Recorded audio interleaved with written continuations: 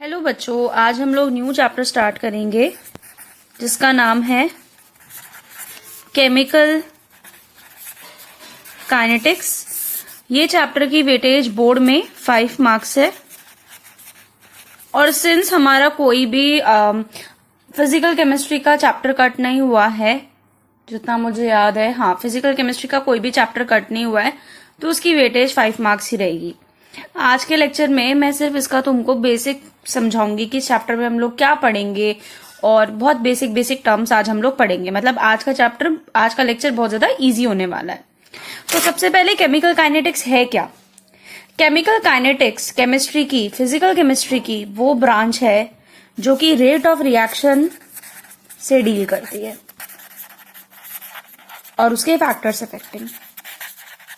तो उसका मतलब ये हुआ कि chemical kinetics is that branch of physical chemistry which deals with the rate of reaction and the factors affecting the rate of reaction. अब ये rate of reaction का मतलब क्या होता है? Rate of reaction का मतलब हुआ speed of reaction. Speed of reaction. मान लेते हैं हमारे पास एक रिएक्टेंट A था जो कि प्रोडक्ट B में कन्वर्ट हो गया। अब A से B को कन्वर्ट होने में कितना टाइम लगा? मान लेते हैं हमारे पास एक टेस्ट ट्यूब थी, उसमें हमने HCl डाला और जिंक डाला। उन दोनों के बीच में रिएक्शन 10 सेकेंड में हुई, तो 10 seconds will be the rate of the reaction. मान लेते हैं कि रिएक्टेंट A जब B में कन्वर्ट हो रहा है तो ये रिएक्शन बहुत ही स्लो हो रही है, इसको कई घंटे लग गए, तो तब रेट ऑफ रिएक्शन क्या हो जाएगी? वो कई सारे घंटे हो जाएगा। तो सिंपल शब्दों में, जिस तरह से स्पीड इक्वल टू, स्पीड भी नहीं, हम लोग यहाँ पर जो शब्द यूज करेंगे वो वेलोसिटी यूज कर रहे हैं। जिस तरह से velocity equal to change in position या फिर चेंज इन डिस्टेंस या फिर डिस्प्लेसमेंट अपॉन टाइम, या फिर जिस तरह से एक्सेलरेशन का मतलब हो गया change in velocity upon time, क्योंकि जब रेट आ जाता है किसी भी चीज में तो डिवाइड बाय टाइम लगता है, तो 9th में सीखा था। वेलोसिटी क्या है? The rate of change of distance या फिर पोजीशन, ठीक है। और एक्सेलरेशन का क्या मतलब हो गया? The rate of change of velocity. उसी तरह से रेट ऑफ रिएक्शन मतलब स्पीड ऑफ रिएक्शन, कि कितनी स्पीड से रिएक्शन हो रही है, उसका फॉर्मूला होता है change in concentration of reactant divided by time, या फिर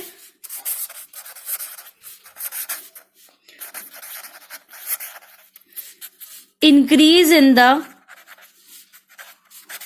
concentration of product divided by time. हम लोग यही वाला लेते हैं।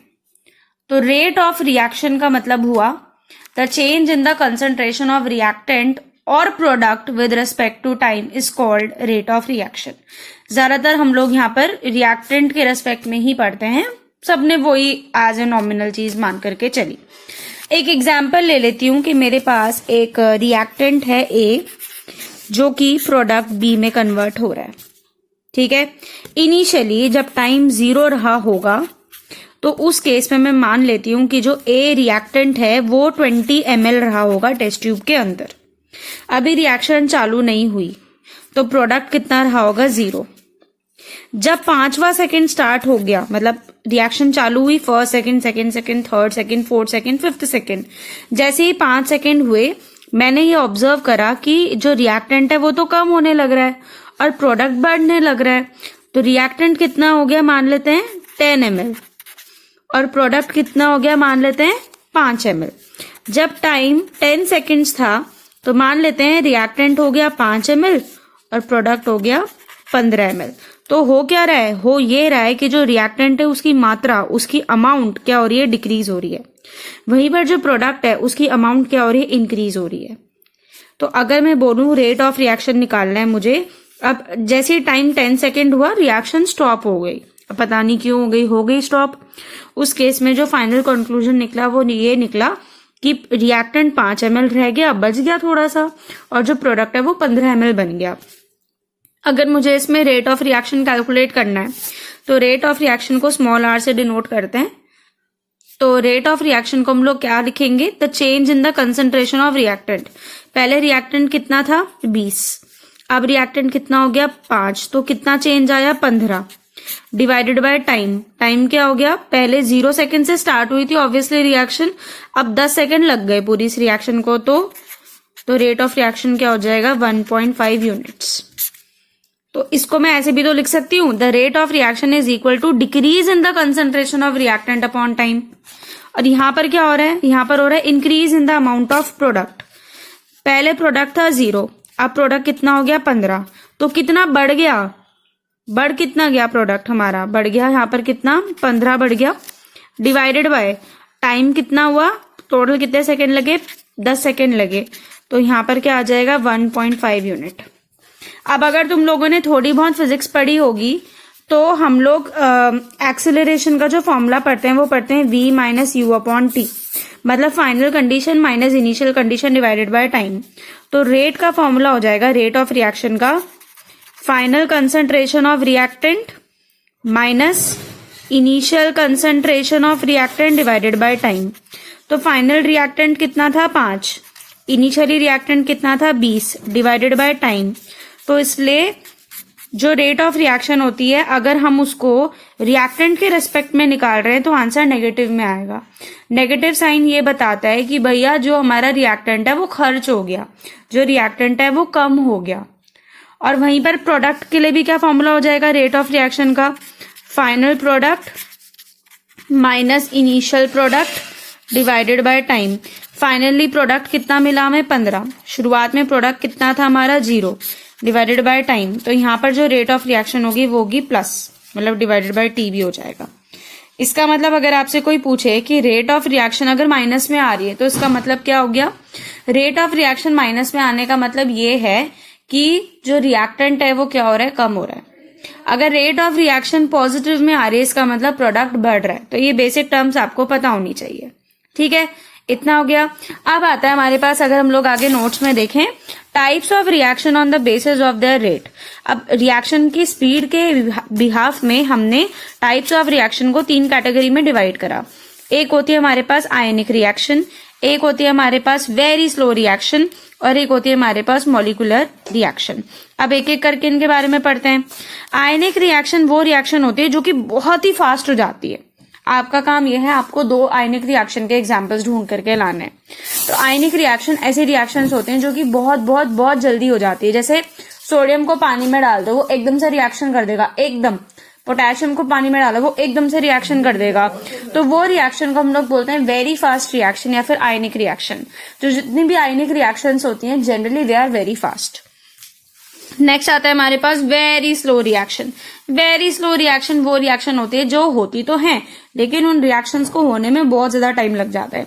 जैसे मान लेते हैं आज मैंने एक लोहे का टुकड़ा अपनी छत पे रखा, अब मुझे उस पर रस्टिंग करवानी है तो रस्टिंग में लग जाते हैं कम से कम 10-15 दिन, depending on the quality of that लोहा एंड द एटमॉस्फेरिक कंडीशंस। तो कहने का मतलब ये हुआ कि वेरी स्लो रिएक्शन वो रिएक्शन होती हैं जो बहुत धीरे धीरे होती हैं। जैसे रस्टिंग ऑफ आयरन, लोहे पे जंग लगना is a very very slow reaction. अब एक बात बताओ, जो बहुत ज्यादा फास्ट रिएक्शन है उसकी स्पीड भी नहीं हम लोग निकाल सकते। पता चला तुम प्रैक्टिकल कर रहे हो, तुमने सोडियम को पानी में डाला, जैसे ही तुमने पलक झपकी रिएक्शन हो गई, आग पकड़ ली सोडियम ने। अब तुम कैसे कैलकुलेट करोगे, वो रिएक्शन ही इतनी जल्दी हो रही है कि तुम उसकी स्पीड कैलकुलेट नहीं कर सकते।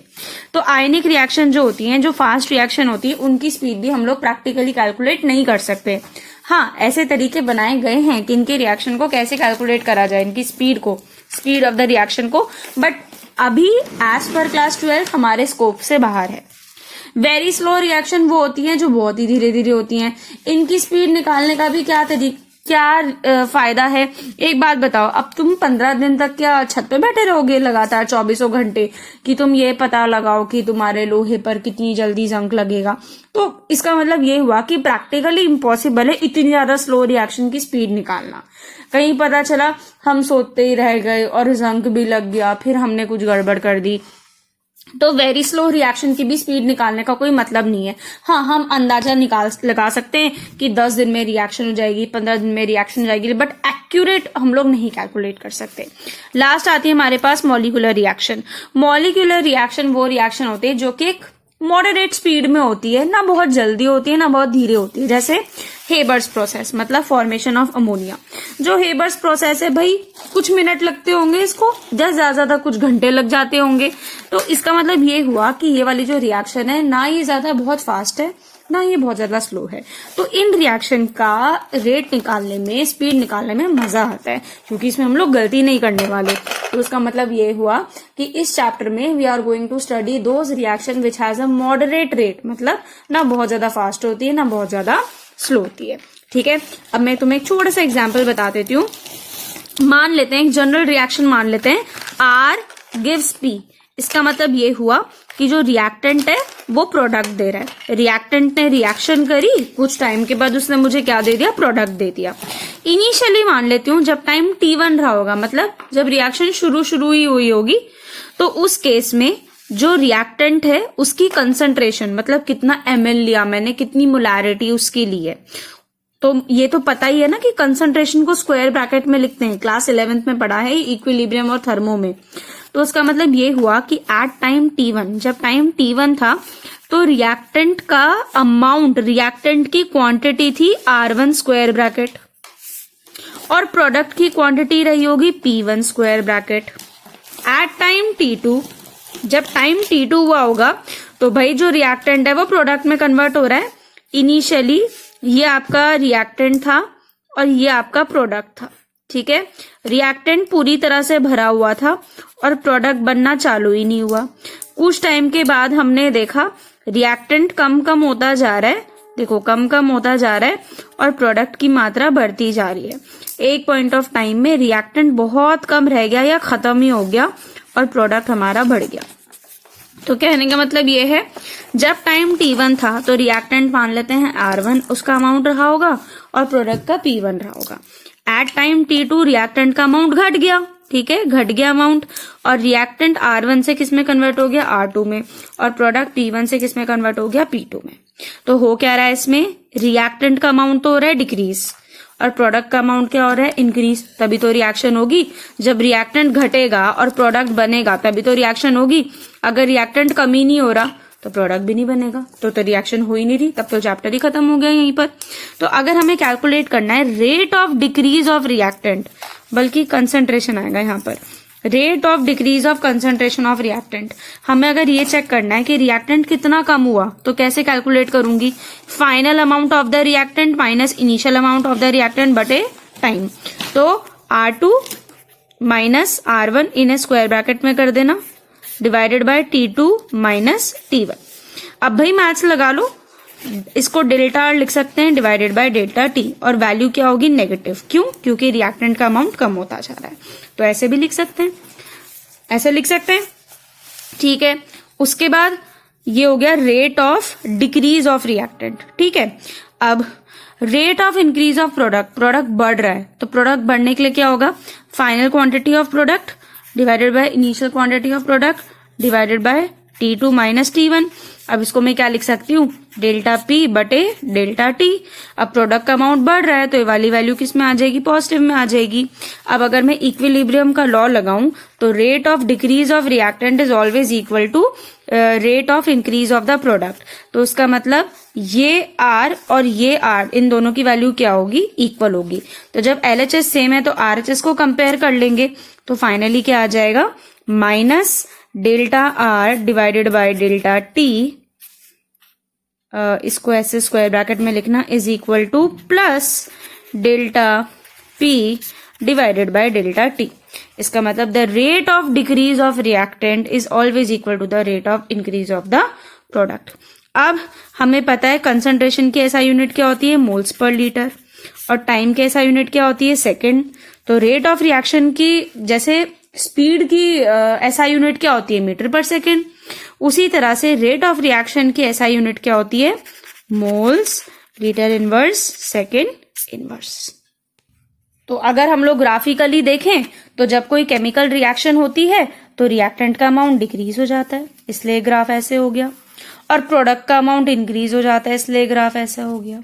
ठीक है, बीच में और भी फैक्टर्स आएंगे, आसपास का टेम्परेचर हो गया, और भी सारी प्रेशर हो गया, इसलिए ग्राफ बिल्कुल ऐसा सीधा नहीं बना रहे, ये वाला ग्राफ ऐसे सीधा ऊपर को नहीं बना रहे, बट हमने कर्व्ड ग्राफ इसलिए बनाया क्योंकि बाकी फैक्टर्स भी इस पे इफेक्ट करेंगे। तो ये हो गया ग्राफिकल रिप्रेजेंटेशन।